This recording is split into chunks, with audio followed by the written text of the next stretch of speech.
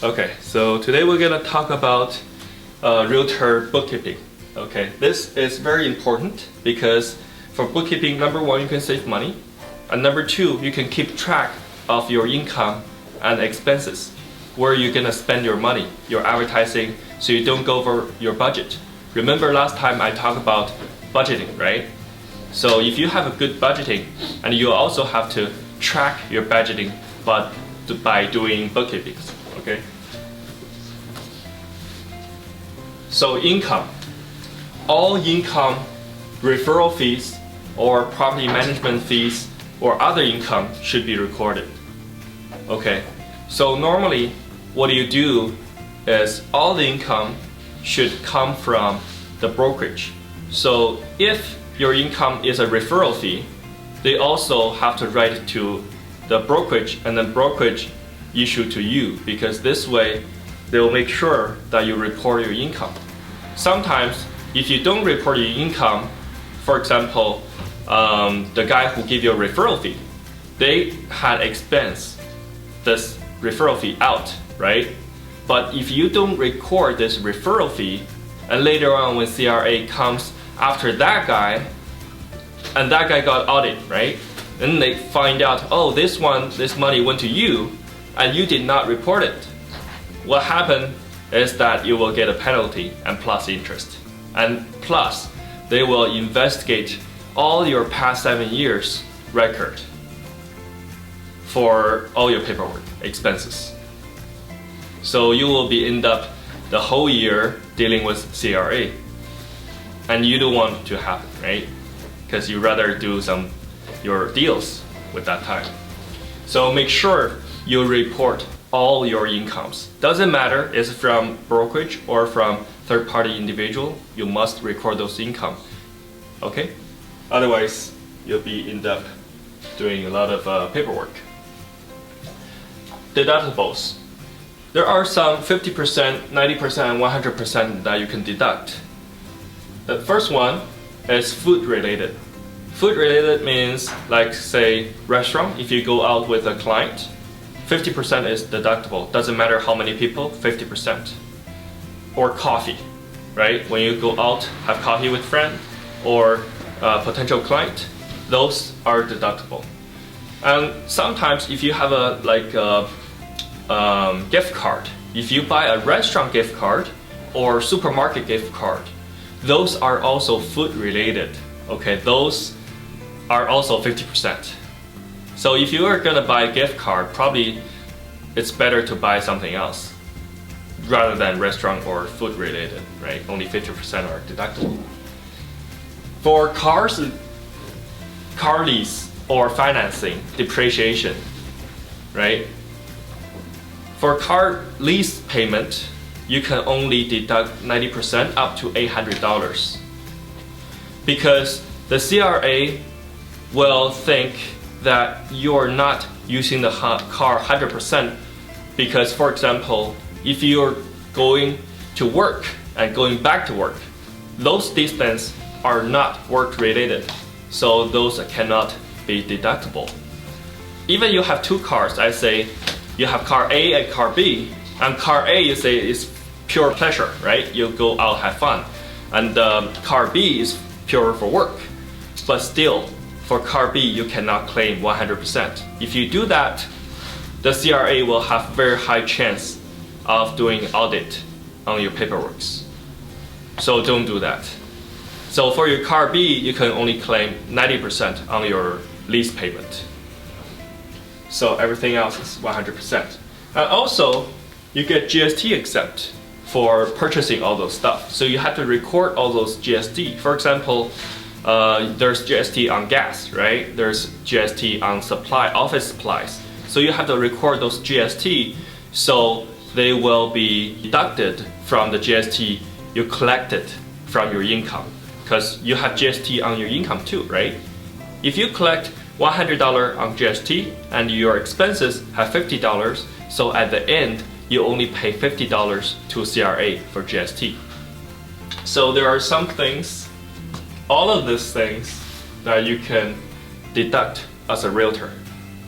So let's go over them. Professional fees and dues are including association dues, like for example the board, licensee, like the licensing fees, chamber of commerce, realtor board, other. Okay, so if you want to do some social, you can go to chamber of commerce and do that. And out of town travel. So if you have anything that's out of town travel, like say conference or meeting some client overseas or going overseas for study, self-development. So out of town travel, some of them are covered. So you can only claim the part that's related to your business. For example, you went to a business conference and then you went to, let's say, some sightseeing place. So sightseeing has to separate from the business. You can only claim the business part, okay? So on there they have bus, subway, car rental, laundry, parking, meals, lodging, and taxi, and trains, etc. Telephone. And then auto travel, okay? There's continued education and escrow loan office, I'm not sure what that is. Out of town business trip, client meeting, showing properties. Also, those are related to your auto travel. So basically, we average it out to a 90% depending on how much you drive to work. Some people are 80%, some people are 50%, depending on your workload. So you can claim that percentage. But for example, parking fees. If you go to downtown, it's very expensive. Make sure you get a receipt or you use a pay by phone app so later on you can print out the invoice. Because it's 1 hour, $4. If you meet a client, it's about 2 hours, you pay $8 on parking, right? So that can be deducted if you have the invoice. So don't put coins, okay? Don't put coins, you're not getting that back. And then also, a lot of people don't know, if you get a parking ticket from the city, it's also deductible. So if you get a parking ticket from the city or from somewhere, you can also put it on your expense, okay? And then telephones, your cell phone, your home phone, if it's related part of your home phone, not 100%, right? So even your cell phone, probably you're using a 2 cell phone. If you use 2 cell phone, you can use 100%. If you're using your own cell phone, probably same as a car, make it 90% or 80%, right? And then for continuing education, this one is the most important because I tell people you should go to take courses, right? For example, the board course, of course, they're deductible education. And also some course not provided by the board. Self-development course, like psychology course that I went to, I can also put them on the deductible because those courses are expensive, $5,000 a course, right? So you can put those into expenses. Every year I can deduct maybe anywhere from $10,000 to $15,000 just on studying. So those are very important, okay? Equipment purchase, those are basically for depreciation, large ones. Doesn't matter how you calculate because your accountant will do that. You just record the numbers on here. The cameras you bought for taking photos, the computers, laptop, and also other stuff. Oh, this is very old. They still have pager here.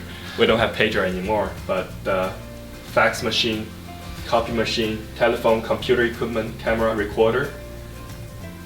So all of those stuff can be recorded. And supplies. So a lot of times we also buy those signage, right? Signage for this, signage for that, and also the marketing materials you print, and the same stuff like you'll also order stuff from Strata documents. All of those, anything related to your daily business, it'll be included. For example, they have advertising, flyers, signs, banners, appraisal fees, right? Appraisal fees, attorney fees, like lawyer fees, accountant fees, and also business cards, computer softwares, and equipment repairs, lockbox, and greeting cards, right? You send like birthday cards to clients, all of those are deductible. Postage, rent. If you do a rent at your home as a home office, only those parts, you have to calculate the square footage. And by rule, they have to have walls and doors. You cannot say, oh, I have a big living room, and then I have a 100 square feet in my living room as my office. That doesn't count. It has to be a room that's enclosed to be your office if you want to claim your, but my suggestion is don't do that claim, because if you do that claim, it's going to come back when you want to sell the house. When you sell a house, it's totally tax-free, right? But if you claim your home office, then it's not total 100% free. That part become your business part. Okay, so don't claim your home as a rental office. Okay, other stuff, shipping. If you want to ship something, a document to your client. Okay, next, PREC. When you personal income is more than $40,000, for your real estate part, you should have a PREC, because right now the lowest bracket is $40,000 per year. Okay, so if your personal income will be more than $40,000 a year, you better apply for PREC. All real estate income will go to PREC. Okay, it won't go to you directly, it'll go to the PREC. It's a company. So it'll have a lower tax rate compared to your personal tax rate, because it's a company. Normally you pay about 15%. If you earn a lot of money, maybe you pay 26%. And deferring tax paying is that when you pay out from the company to you, then you pay personal tax. But if you do not need the money, you can leave it in the company for a year, 2 year, 3 year. You don't have to pay your personal tax until you need it on that year. So this way you save a lot of tax money, right? And you defer that to the future. You don't pay right away. And no real estate investment allowed in PREC. Okay, so the money inside the PREC, you cannot do any real estate investment. That's why I'm gonna talk to you about the next one. If you have a PREC, you better have a holding company. The holding company will be holding 50% of your PREC, but with only non-voting share. Non-voting share. They cannot have a voting share. So the holding company can do any kind of an investment. Okay, and also same thing, tax defer. So here's a diagram. So all the money will be under PREC, right? All the money will be under PREC. And then every year, PREC will pay CRA your income tax, whatever your tax bracket is. And then if you need money, you can take out money from PREC as your salary or dividend. And then you pay a portion of that to CRA. So let's say you pay yourself only $40,000 if you want to spend only $40,000. You don't have to pay yourself $100,000, right?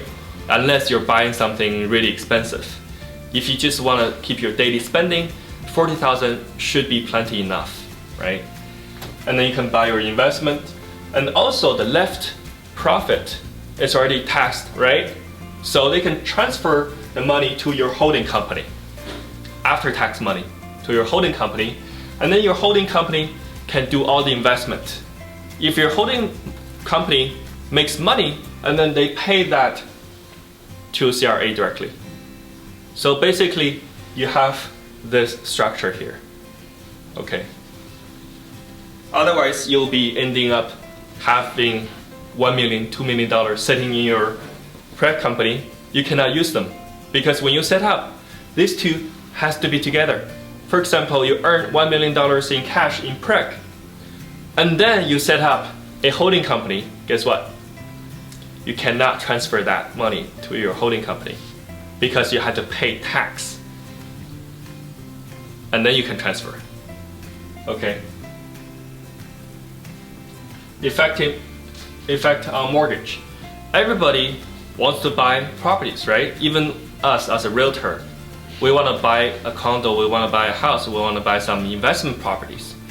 So if you put a lot of expenses into your PREC, you try to lower the tax payable to the CRA, right? But you have less tax, like less mortgage capacity. You get less mortgage if you have more expenses, right? Because the more net income you have in your PREC, the more mortgage you can get in the future. Because we pay what, about 13.5 to 15% roughly for a PREC company normally, right? So you don't have to put everything, all the expenses into it, because your tax bracket is very low. So if you want to plan your mortgage, you probably choose to pay more tax if you're planning to have a mortgage. If you don't plan to have a mortgage in the next 1 or 2 years, then you can put your normal expenses, everything into it to make the most deductible, right? So you pay less tax. But if you do trying to get a mortgage in the next year or two, because for realtors, we have to use 2 years income, provide 2 years income to banks, because we're self-employed. They will look at 2 years income to give you a mortgage. So if you're planning to get a mortgage, you have to plan 2 years ahead